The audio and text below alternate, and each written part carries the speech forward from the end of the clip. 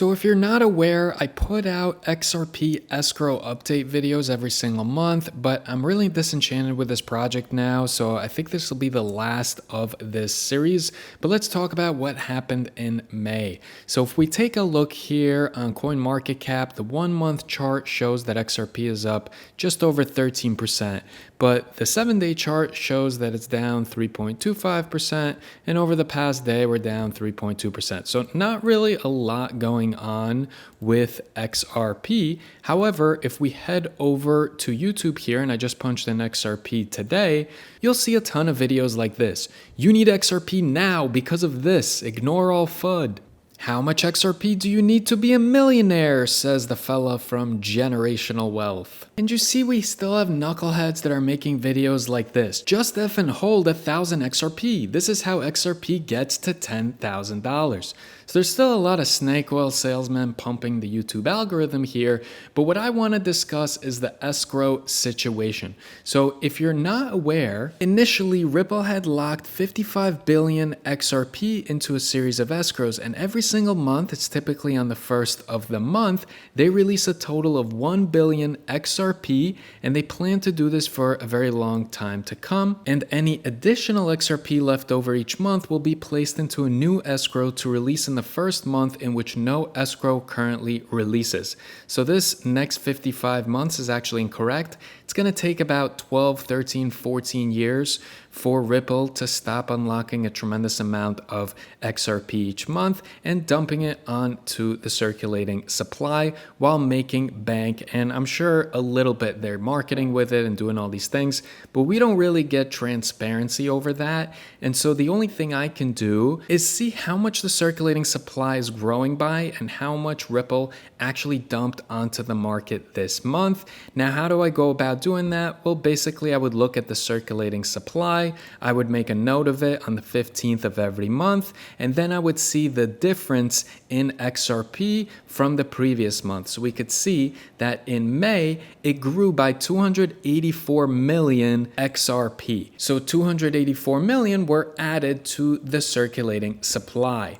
This also means that the average that Ripple brings into the circulating supply each month is about 270.9 million. And I filled in the spreadsheet yesterday where the price was trading at $2.42.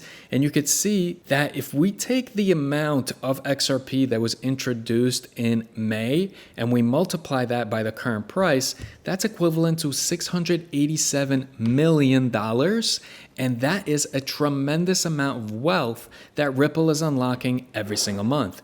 This is what a lot of the XRP hodlers, XRP to the moon boys don't quite understand, is that for many years to come, Ripple is going to be unlocking a tremendous amount of XRP. It's one thing if they were using it as a marketing tool and really pushing the company ahead and really pushing the use case for XRP. But as we all know, that's not what's happening because Ripple has RLUSD, which is such a better option to XRP as far as a bridge currency because it's not volatile, there's no risk of slippage. And so in my humble opinion, quote, allegedly, what Ripple is doing is basically using XRP to market the other Ripple offerings while ripping off the naive investor that keeps pummeling money into this, hoping that XRP is going to balloon to $100, $1,000, whatever it may be. But the reality is the use case of XRP is not what it used to be. When it initially came out,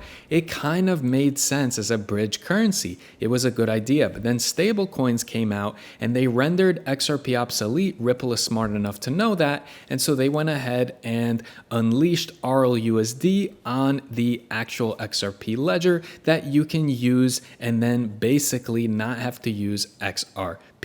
This is a huge issue that a lot of people are neglecting. What they're doing is they're just creating a different narrative. They're just saying, oh, don't worry, it's going to be the RWA solution, real world asset tokenization. Of course, they don't understand what real world asset tokenization is.